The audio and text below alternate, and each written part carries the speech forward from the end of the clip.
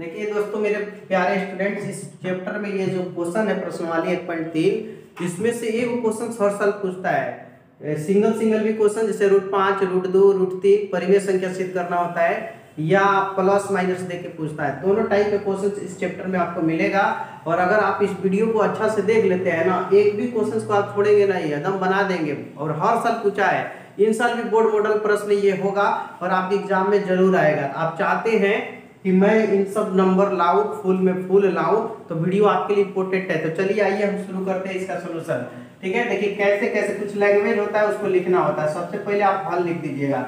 आप लोग वीडियो को लाइक शेयर नहीं कर रहे हैं, ये सबसे कमी है। आप लोग ज्यादा से ज्यादा वीडियो को लाइक शेयर कीजिए। हम आपके लिए इतना मेहनत करते हैं और आप लोग थोड़ा बहुत भी मेहनत नहीं करते हैं। तो दिखा है कि सिद्ध कीजिए कि √5 एक अपरिमेय संख्या है। तो क्या करेंगे, मानेंगे यदि संभव हो तो माना कि √5 जो है ना, √5 एक परिमेय संख्या है, एक परिमेय संख्या है।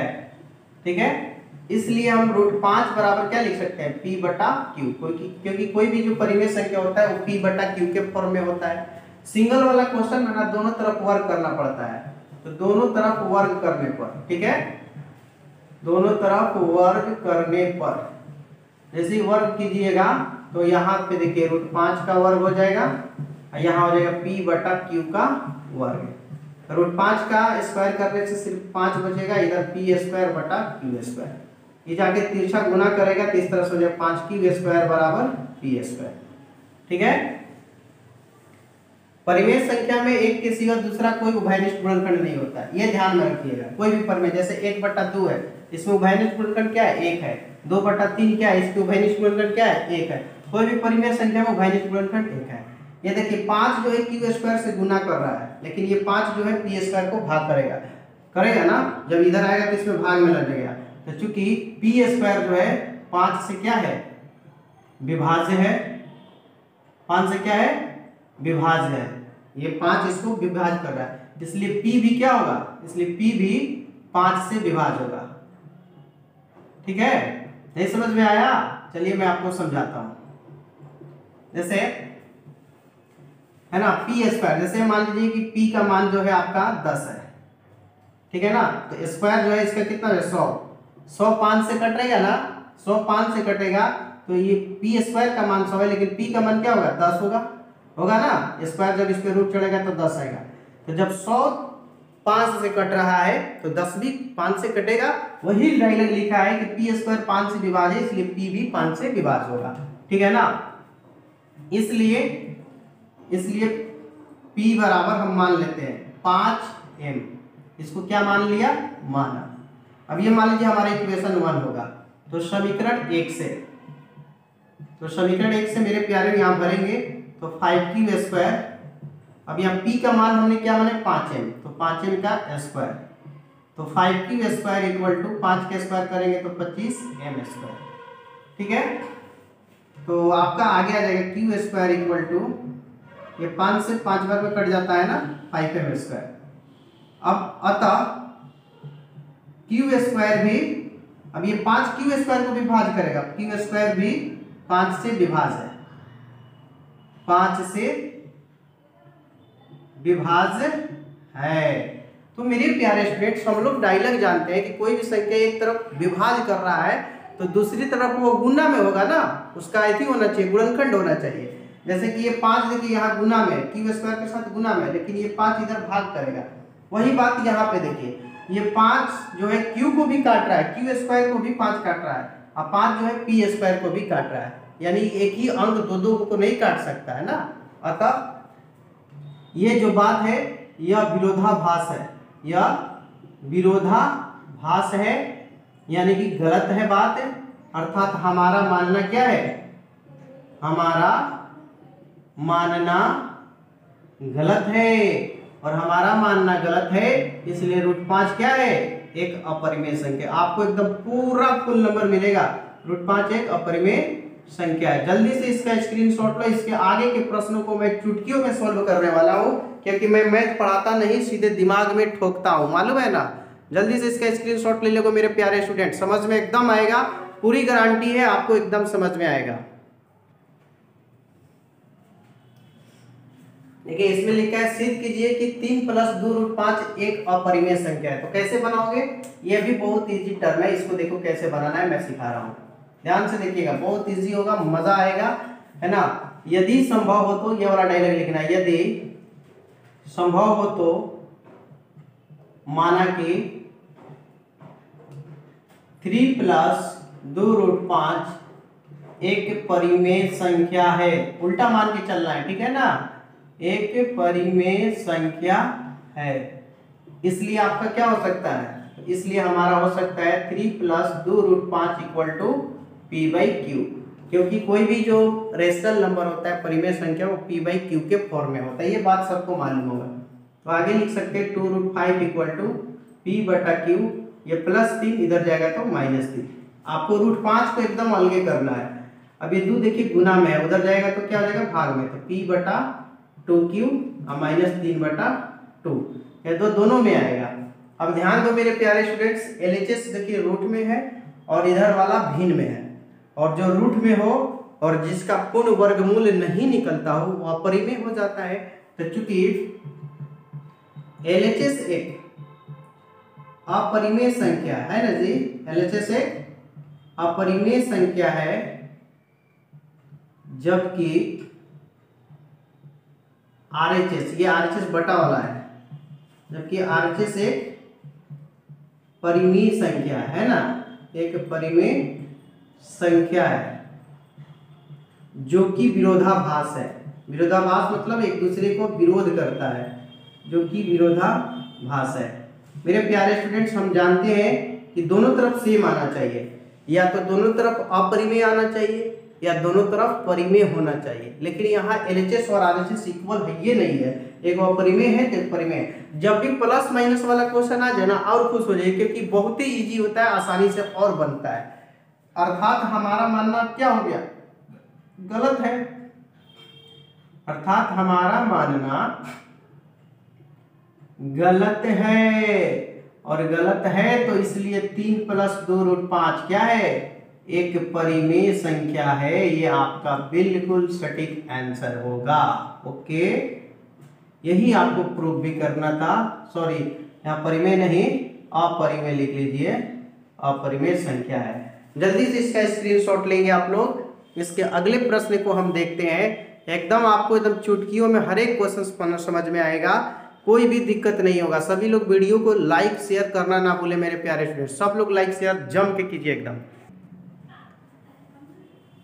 ये देखिए आपका इसमें 3 प्रश्न है, तीनों को आपको वही सिद्ध करना है कि ये सब अपरिमेय है। ये देखिए इसमें एक ये वाला बहुत सबसे इजी होता है, अभी हमने बताया, तो देखिए इसको हल करना सिखा रहे हैं कि क्वेश्चंस को, ठीक है। यदि संभव हो तो, यदि संभव हो तो माना कि 1/√2 एक परिमेय संख्या है, इसको हम ऐसे लिख लेंगे। ओके, हर एक क्वेश्चंस में ऐसा ही करना है, इसलिए हमारा क्या होगा 1/√2 = p/q के फॉर्म में होंगे। जब सिंगल वाला क्वेश्चन हो तो दोनों तरफ वर्ग करते हैं, तो दोनों तरफ वर्ग करने पर, वर्ग का मतलब होता है स्क्वायर पावर में 2 चढ़ाना, ठीक है।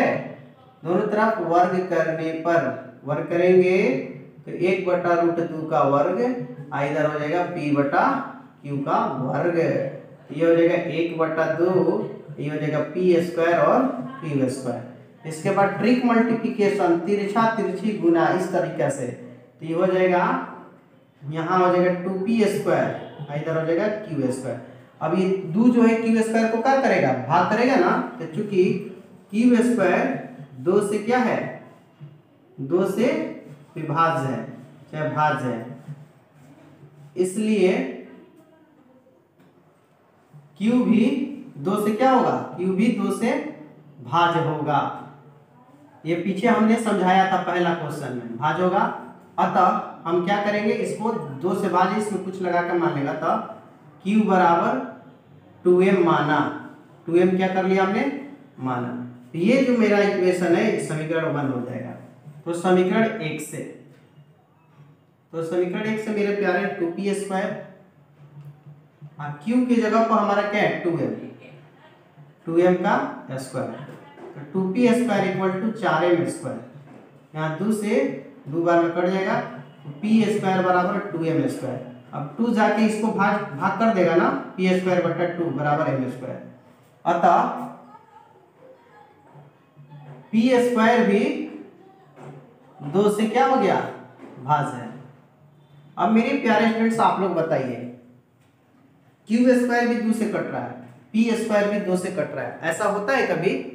नहीं होता है। दोनों तरफ एक ही संख्या नहीं कटा सकती है, एक तरफ गुना होता है। जैसे मेरे प्यारे ये देखिए 2p है, इधर q है, तो एक तरफ 2 का क्या हो रहा है, एक तरफ 2 का गुना हो रहा है, लेकिन यही एक तरफ 2 जाएगा तो इसको हम कहेंगे कि भाग होता है। लेकिन यहाँ तो दोनों तरफ भाग ही हो रहा है, p² भी 2 से कट रहा है, q² भी 2 से कट रहा है।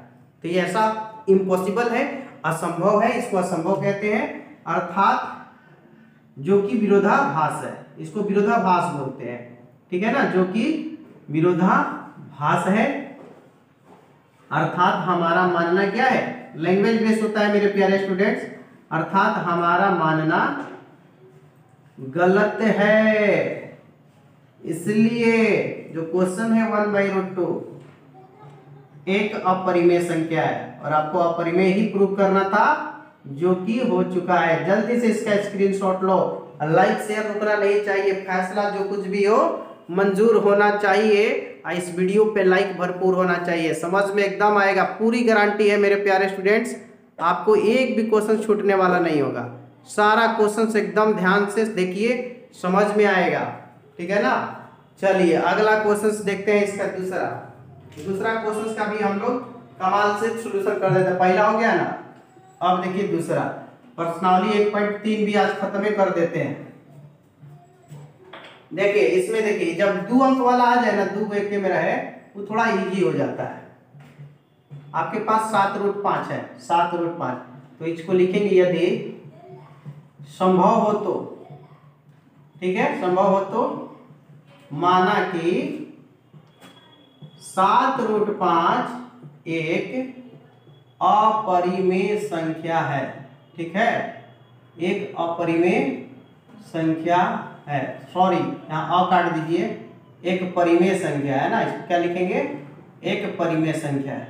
इसलिए 7√5 = p/q है ना। और ऐसा लिखना हो तो ये भी लिख सकते हैं, जहां q ≠ 0, क्योंकि परिमेय संख्या में q नीचे वाला 0 दे। 7 को हटा दीजिए, इधर √5 = 7, p/, में 7 भागा मारेगा 7q। थोड़ा गौर से देखिए, इस साइड में रूट में है और इस साइड में p/q के फॉर्म में, भिन्न में है ना। तो लेकिन चूंकि LHS एक अपरिमेय संख्या है, LHS एक अपरिमेय संख्या है, जबकि RHS एक परिमेय है, क्योंकि भिन्न में है। RHS एक परिमेय संख्या है, ठीक है ना, RHS एक परिमेय संख्या है, जो कि विरोधाभास है, एक दूसरे के विरोधाभास है, ठीक है ना, जो कि विरोधाभास है। अर्थात हमारा मानना गलत है, हमारा मानना गलत है, और हमारा मानना गलत है। इसलिए 7√5 जो क्वेश्चन है वो क्या है, एक अपरिमेय संख्या। हमने क्या मान लिया था, परिमेय मान लिया था, एक अपरिमेय संख्या है। जल्दी से इसका भी स्क्रीनशॉट ले लीजिए, बिना टाइम बर्बाद किए हुए हम फटाफट बताते हैं, ठीक है ना। वीडियो को लाइक शेयर रुकना नहीं चाहिए, एक एक क्वेश्चन हम समझाएंगे, एकदम आपको समझ में आएगा भी। एक क्वेश्चन और रह गया, उसको भी बता देते हैं, जल्दी से इसके स्क्रीनशॉट लीजिए, कॉपी किताब लेके बैठे हैं ना। चलिए शुरू करते हैं अंतिम क्वेश्चंस को।